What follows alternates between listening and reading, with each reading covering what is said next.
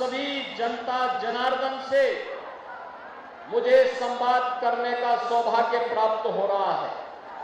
बहनों और भाइयों, जिस बिहार की अपनी गौरवशाली गाथा रही हो, महात्मा बुद्ध को ज्ञान प्रदान करने वाली ये पावन धरा, 24वें तीर्थंकर भगवान महावीर को जन्म देने वाली ये पावन धरा, जिस धरा ने भारत के स्वर्ण युग को चंद्रगुप्त मौर्य और चाणक्य की जोड़ी ने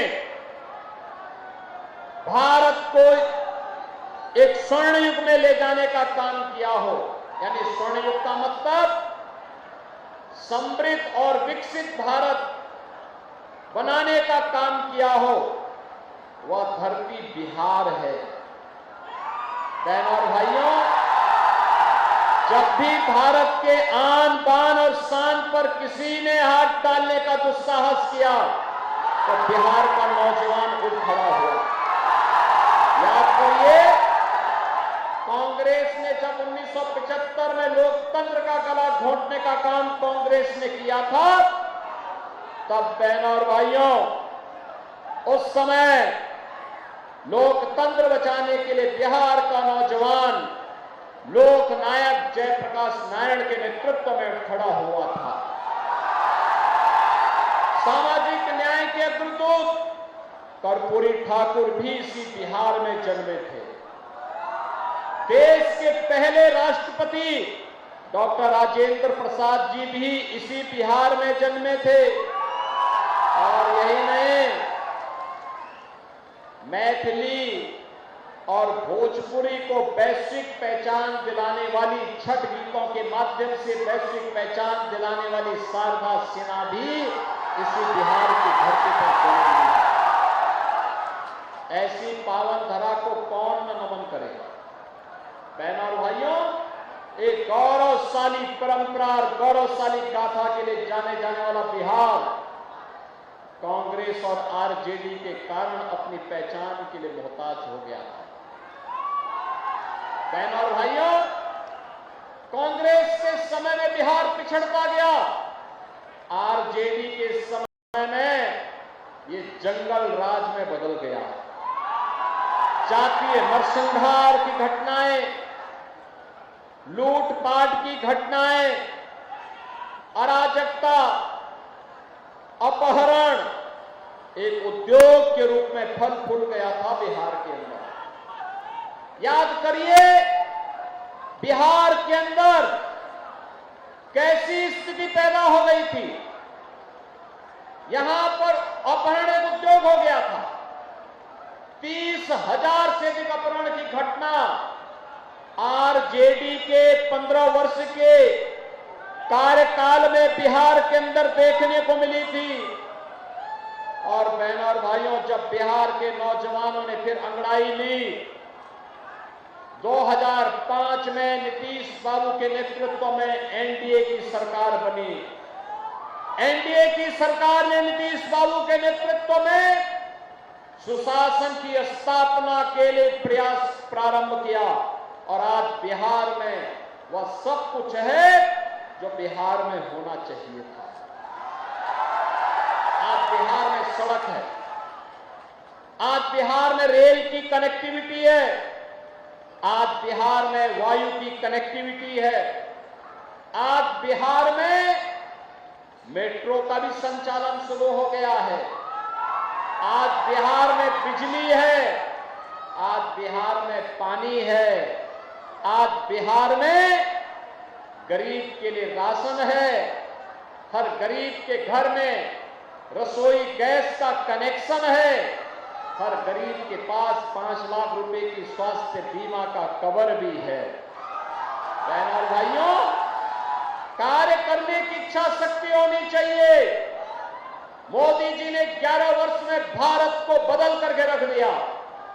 आज करिए, भारत, जो भारत एक पिछड़ा देश था, उस भारत को दुनिया की चौथी बड़ी अर्थव्यवस्था के रूप में मोदी जी ने स्थापित कर दिया है।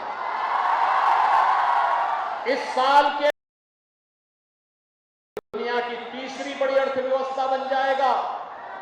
और यही नहीं, मोदी जी ने और एनडीए की सरकार ने आज बिहार के अंदर, बहनों और भाइयों, आज यहां पे एनआईटी है, आईएम है, एम्स हैं, इंजीनियरिंग कॉलेजेज हैं, मेडिकल कॉलेज और हॉस्पिटल्स के निर्माण भी युद्ध स्तर पर बिहार के अंदर बने हैं। ये लगातार इस श्रृंखला नए और समृद्ध बिहार को मजबूत बिहार के रूप में स्थापित करने के सामने एनडीए सरकार के द्वारा बिहार के अंदर किया गया कार्य है। आप सोचो, मोदी जी ने 11 वर्ष में 80 करोड़ लोगों को फ्री में राशन की सुविधा का लाभ, 50 करोड़ लोगों को प्रतिवर्ष 5 लाख रुपए की स्वास्थ्य बीमा का कवर, 46 करोड़ लोगों के बैंक अकाउंट, और यही नहीं, 12 करोड़ गरीबों के घर में शौचालय बनाए गए हैं, 10 करोड़ गरीबों को फ्री में रसोई गैस के कनेक्शन बांटे गए हैं। आप मुझे बताओ, एक तरफ मोदी जी के नेतृत्व में विकास हो रहा है, गरीबों का कल्याण हो रहा है, और याद करिए, मोदी जी फ्री राशन दे रहे हैं, और आरजेडी के समय राशन तो नहीं मिलता था, बल्कि पशुओं का चारा भी ये डकार जाते थे। आज याद करिए, ये रसोई गैस का एक एक कनेक्शन कांग्रेस की सरकार के समय में 50,000 और 30,000 रुपए में बामुश्किल मिल पाता था। आज तो हर गरीब को फ्री में कनेक्शन। बहनों और भाइयों, एक तरफ विकास है, दूसरी तरफ किसानों का सम्मान भी है। देश के अंदर 12 करोड़ अन्नदाता किसानों को प्रधानमंत्री किसान सम्मान निधि का लाभ भी मोदी जी दे रहे हैं। और यही नहीं, लखपति दीदी के रूप में महिला स्वावलंबन का कार्य और उनके सम्मान का काम भी कोई कर रहा है, तो ये एनडीए की सरकार कर रही है। विकास भी है, गरीबों का कल्याण भी है, और साथ साथ विरासत को भी आगे बढ़ा करके आस्था को भी सम्मान देने का काम हो रहा है। आप याद करिए, कांग्रेस की सरकार, आरजेडी की सरकार में हम नारा लगाए करते थे कि रामलला हम आएंगे, मंदिर वहीं बनाएंगे। बोलते थे ना? और तब कांग्रेस कहती थी राम तो है ही नहीं। तब आरजेडी भगवान राम के मंदिर निर्माण के रथ को रोकती थी। समाजवादी पार्टी जो इनका पार्टनर है यूपी में, वह वहां पे राम भक्तों पर गोली चलाती थी। लेकिन हम तब भी कहते थे कि लाठी गोली खाएंगे, मंदिर वहीं, लाठी गोली खाएंगे, मंदिर वहीं। और मंदिर का निर्माण, हमने कहा मंदिर का निर्माण करेंगे। मोदी जी प्रधानमंत्री बने, उत्तर प्रदेश में हमारी सरकार आई, राम मंदिर का निर्माण हो गया ना अयोध्या में। कोई संदेह है क्या? कोई संदेह है क्या? और अयोध्या में भगवान राम का मंदिर बना, तो वहां पे जो इंटरनेशनल एयरपोर्ट बना है, वो हमने बनाया है महर्षि वाल्मीकि के नाम पर। वाल्मीकि नगर यहां पर है, लेकिन इंटरनेशनल एयरपोर्ट का नामकरण अयोध्या में महर्षि वाल्मीकि के नाम पे पड़ा। याद करिए, वहां पर जब जाते हैं, फ्री में खाना जो मिलता है, वह खाना किसी रसोई में मिलता है तो उसका नाम है माता सबरी रसोई, माता सबरी के नाम पर। वहां पे रहने के लिए जो रेन बसेरा बसाव बना हुआ है, वह बना है निषाद राज के नाम पर, निषाद राज। बहनों और भाइयों, अयोध्या में 25 नवंबर को फिर से प्रधानमंत्री जी आ रहे हैं, और प्रधानमंत्री जी आकर के इस बार वहां भगवान राम, माता जानकी, और जहां राम होंगे वहां तो हनुमान जरूरी होंगे।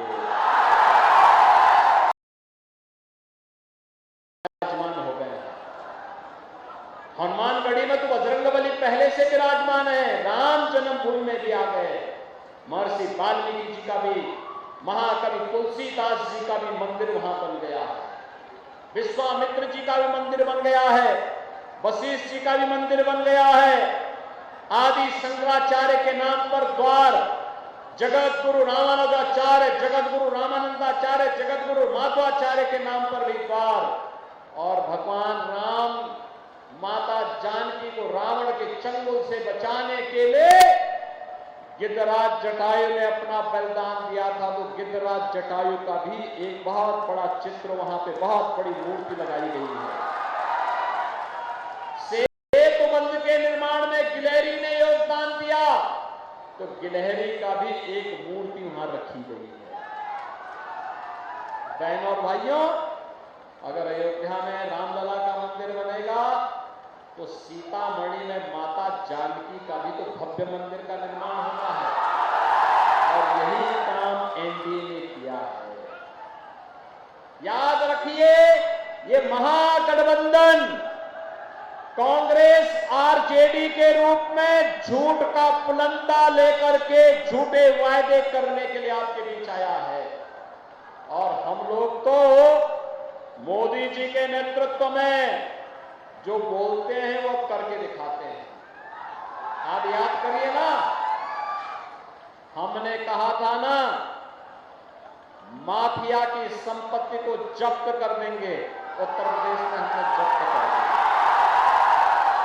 देखो, कल ही मैं लखनऊ में था, और लखनऊ में प्रातः काल बिहार प्रचार आने करने के लिए मैं कल गया की तरफ गया था, गया सासाराम की तरफ गया था।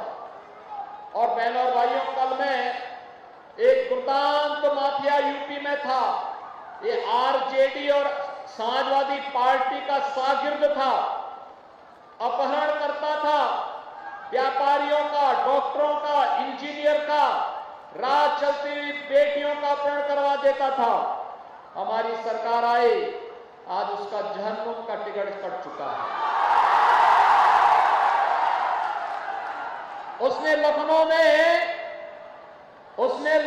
में डीजीपी के आवास के सामने बहुत बड़ी हवेली बना दी थी। हमने जांच कराई तो पता लगा कि ये सरकारी जमीन है, गरीबों की जमीन पे कब्जा करके बनाया है। तो हमने उसका भवन खाली करवाया, और खाली करवा करके फिर उसमें बहुत अच्छे ढंग से बुलडोजर से उसको समतल करवाया। और बहनों और भाइयों, समतल करवाने के बाद वहां पर एक ऊंची बिल्डिंग बनाई और गरीबों के लिए आवास बनाए। कल गरीबों को एक एक आवास बांट करके लाया, 72 गरीब परिवारों को एक एक आवास बांट दिया।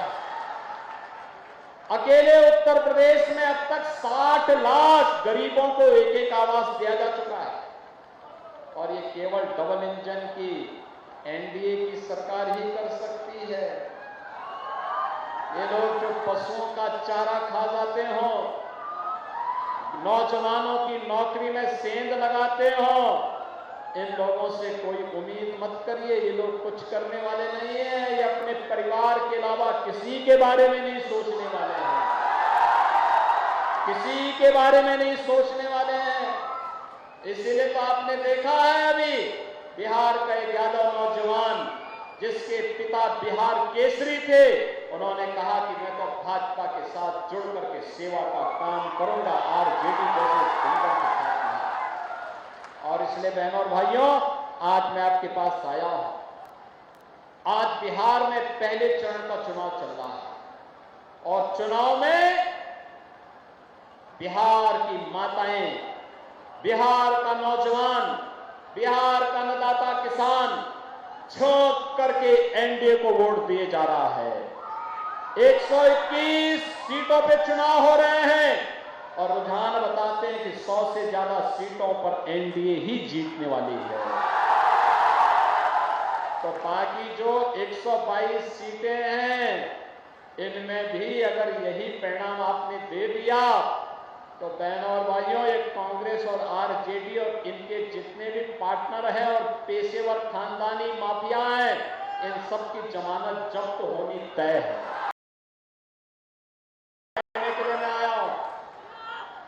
करिए, ये क्षेत्र तो महर्षि भगवान वाल्मीकि के प्रति, माता जानकी के प्रति और भगवान राम के प्रति सदैव नतमस्तक रहा है। हमें भूलना नहीं चाहिए कि जो रामद्रोही है वो हम सबका विरोधी है ना? क्या रामद्रोही को वोट देंगे क्या? बताओ, जो आपकी आस्था के साथ खिलवाड़ करे, क्या हम उसके साथ खड़े हो जाएंगे क्या? कतई नहीं होना है। आने वाली पीढ़ी में तो माफ नहीं करेगी। और इसीलिए हम सबको केवल एक ही बात तय करनी है, जो राम का नहीं वो हमारे किसी, और इसीलिए आपका आह्वान करने के लिए आया हूं। ये सीमावर्ती क्षेत्र है। उत्तर प्रदेश में तो सब कुछ अब ठीक है, अच्छा है। अब वहां दंगा नहीं होता, वहां गुंडागिर्दी नहीं, वहां पे न कर्फ्यू है न दंगा है। यूपी में अब सब चंगा है, चंगा। और वही चंगा करने के लिए सावधानी पूर्वक कार्य करना है, बंटना नहीं है, जाति पाति में नहीं बंटना है। बटेंगे नहीं, बटेंगे तो एक रहेंगे, सेफ रहेंगे। एक रहेंगे तो हमें सुरक्षित रहना है, तो एकजुट होकर के एनडीए की सरकार को फिर से बिहार के अंदर लाना है। सहमत हैं? सभी लोग सहमत हैं? सभी लोग सहमत हैं? यहां पर हमारे प्रत्याशी बगहा से हैं श्री राम सिंह जी, और प्रत्याशी श्री नंदकिशोर राम जी हैं रामनगर से। दोनों को विजयी बना करके भिजवाएंगे ना सभी लोग? ये पीछे बैरिकेड के पीछे, बाउंड्री वाल के पीछे भी भारी संख्या में लोग हैं। वे सभी लोग भी अपना हाथ उठा करके बोलिए, मेरी नजर उन तक पहुंच रही है। सभी लोग अपना आशीर्वाद देंगे ना? याद रखना, ये लोग जीतेंगे तब जब आप घर घर जाकर के मेरा भी और मोदी जी का भी और नीतीश बाबू का भी संदेशा घर घर पहुंचाएंगे। पहुंचाएंगे क्या? पहुंचाएंगे। प्रत्याशियों को विजयी बना के भेजना